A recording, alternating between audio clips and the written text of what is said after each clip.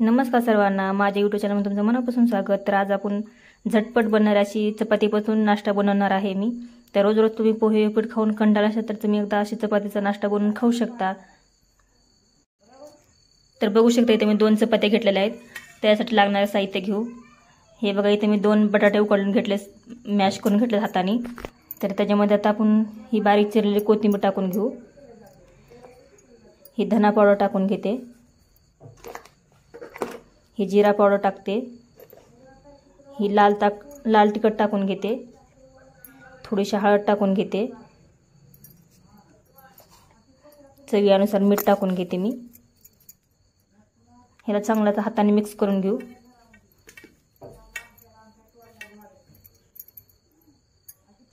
तर बघू शकता छान असं मिक्स झालेलं आहे। आता इथे मी 1 वाटी बेसन पीठ घेतले। आता त्यात आपण साहित्य टाकून घेऊ।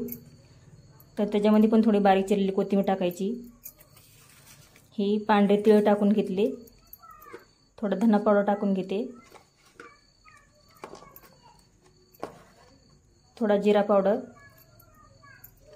थोडीशी लाल मिरची, तुमच्या आवडीप्रमाणे मिरची टाकून घ्या, थोडीशी हळद, चवीनुसार मीठ टाकते, थोडासा ओवा टाकून घेते। आता आपण थोडं थोडं पाणी टाकून ह्याला मिक्स करून घेऊ।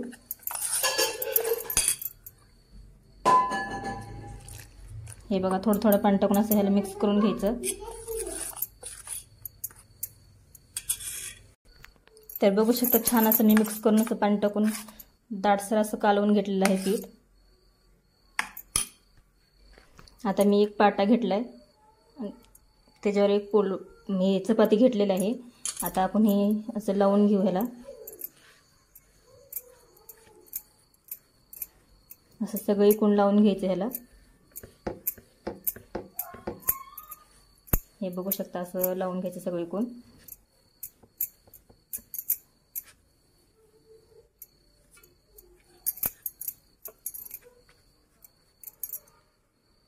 बघू शकता छान असा चपातीला लावून झालेला आहे।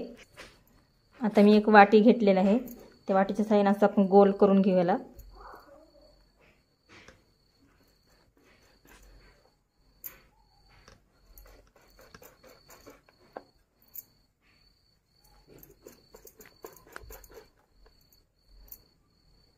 तर तुम्हाला दाखवते मी एक।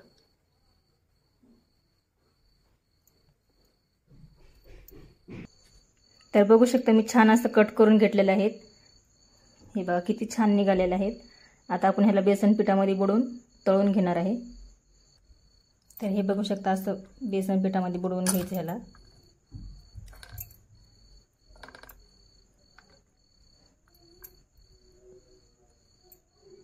आणि मी गॅसवर तेल पण गरम व्हायला ठेवले होते।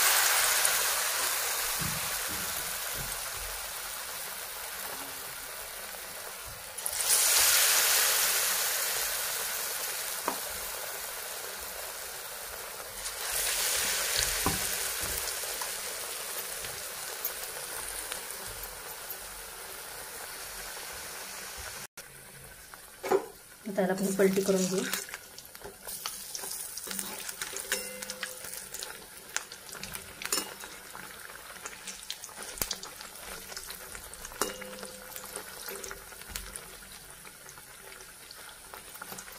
छान असं तळून घेऊ आपण ह्याला।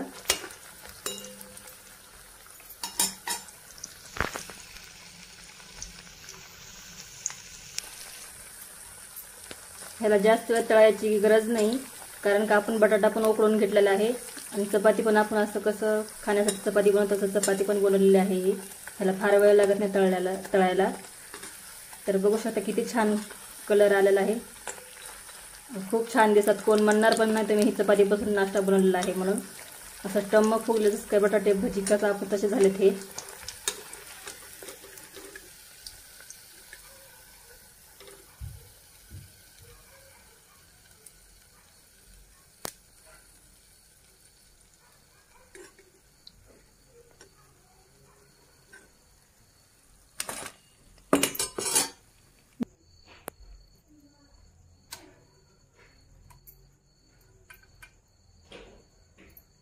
दुसरा पण तळून घेते। सगळे अशा पद्धतीनेच बनवून घेते मी हे.